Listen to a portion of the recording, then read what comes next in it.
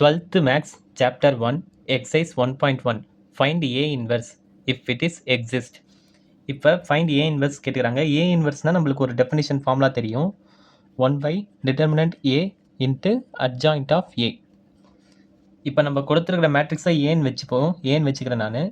இப்போ நான் A inverse கண்டுபிடிக்கிறதுக்கு ஃபஸ்ட்டு 1 by determinant A அப்படியே ரெடி பண்ணிக்கிறேன்.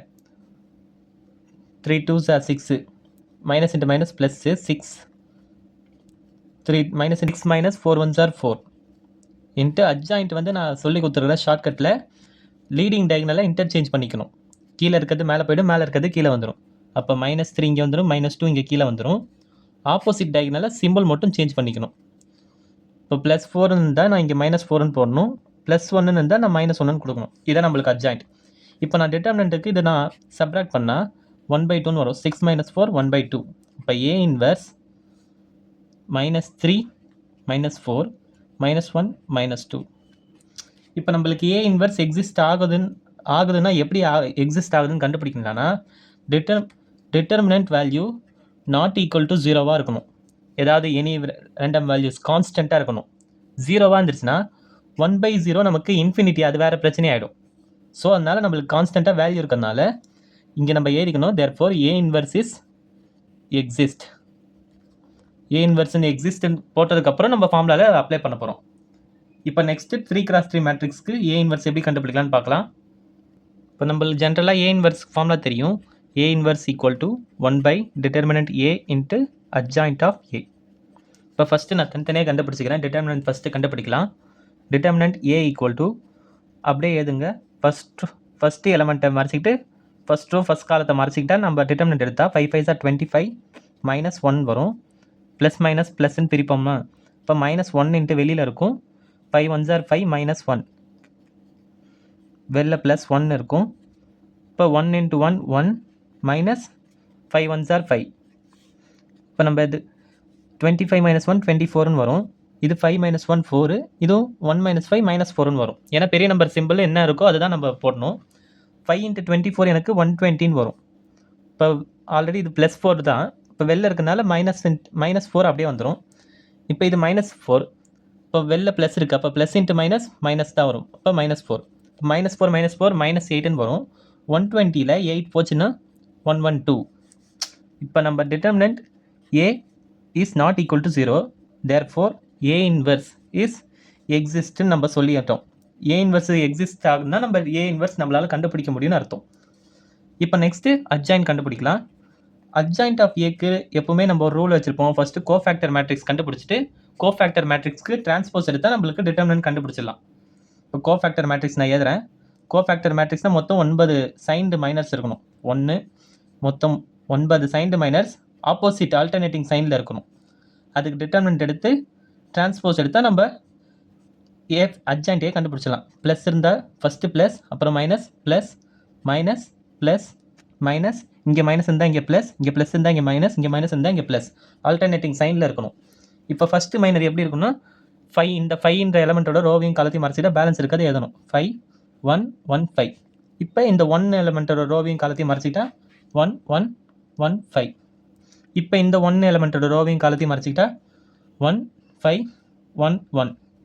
இப்போ இந்த செகண்ட் ரோவில் இந்த 1 எலமெண்ட்டோட ரோவையும் காலத்தையும் மறைச்சிக்கிட்டா 1 1 1 5. இப்போ சென்ட்ரல் எலமெண்ட்டோட ரோவையும் காலத்தையும் மறைச்சிக்கிட்டா 5 1 1 5. இப்போ இந்த எலமெண்ட்டோட ரோவையும் காலத்தையும் மறைச்சிக்கிட்டா 5 1 1 1. இப்போ இந்த தேர்ட் ரோவில் இந்த ஃபஸ்ட் எலமெண்ட்டோட ரோவையும் காலத்தையும் மறைச்சிக்கிட்டா 1 1 5 1. இப்போ செகண்ட் எலமெண்ட்டோட ரோவையும் காலத்தையும் மறைச்சிக்கிட்டா 5 1 1 1. இப்போ இந்த லாஸ்ட் எலமெண்ட்டோட ரோவையும் காலத்தையும் மறைச்சிக்கிட்டா 5 1 1 5. இப்போ இதுக்கு நம்ம டிட்டர்மினன்ட் எடுக்கலாம். நான் அப்படியே எடுத்து எழுதுறேன். 5 5s are 25 -1 24 வரும். இது வெளில ப்ளஸ் இருக்கனால எனக்கு சைன் எந்த சேஞ்ச் ஆகாது. நான் 24 அப்படியே போட்டுக்கலாம். இது 5 1s are 5 -1ன்னு வரும். அப்போ 5 - 1 4, வெளில மைனஸ் இருக்கிறதுனால -4 அப்படியே வரும். இது 1 × 1 1 1 - 5 -4ன்னு வரும். ஏன்னா வெளில ப்ளஸ் இருக்கிறதுனால நம்மளுக்கு சைன் உள்ளே இருக்கிற சைன் அப்படியே போட்டுக்கலாம். வெளில ஹோல் டிரான்ஸ்போஸ்னு இருக்குது. இந்த டிட்டர்மினன்ட்டுக்கு 1 × 5 5 -1. அப்போ 5 - 1 4ன்னு வரும். வெளில மைனஸ் இருக்கிறதுனால அப்போ -4ன்னு வரும். இங்கே 5 5 ஆர் 25, 25 மைனஸ் 1 24. இங்கேயும் சேம் மைனஸ் ஒன்னு வரும், 5 மைனஸ் 1 4ன்னு வரும். வெளில மைனஸ் இருக்கிறதுனால மைனஸ் 4 அப்படியே வரும். இங்கே 1 இன்ட்டு 1 1, 1 மைனஸ் 5 மைனஸ் 4ன்னு வரும் நம்மளுக்கு டேரெக்டாக ஆன்சர். வேணா வெளில ப்ளஸ் இருக்கிறதுனால நான் அப்படியே மைனஸ் 4ன்னு போட்டுக்கலாம். இங்கே அதே தான் 5 1 சார் 5 மைனஸ் 1 4ன்னு வரும். வெளில மைனஸ் இருக்கிறதுனால மைனஸ் 4 அப்படியே வரும். இங்கே 5 5 சார் 25, 25 மைனஸ் 1 24. இப்போ இதுக்கு டிரான்ஸ்போஸ் எடுத்தால் இதான் நம்மளுக்கான அட்ஜாயிண்ட். 24 மைனஸ் 4 4.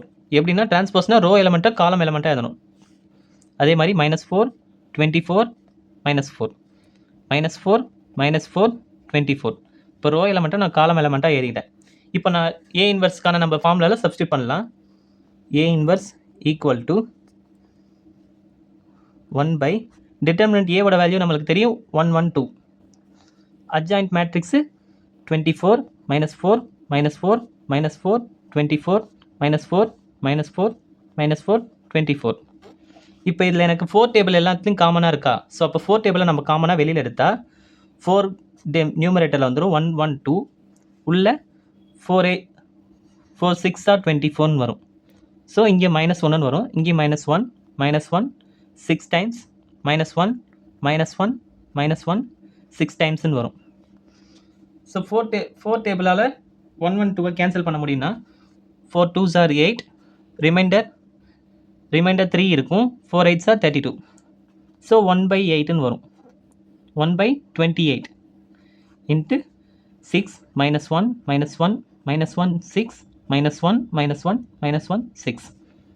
இதான் நம்மளுக்கான அட்ஜாயிண்ட். தேங்க்யூ.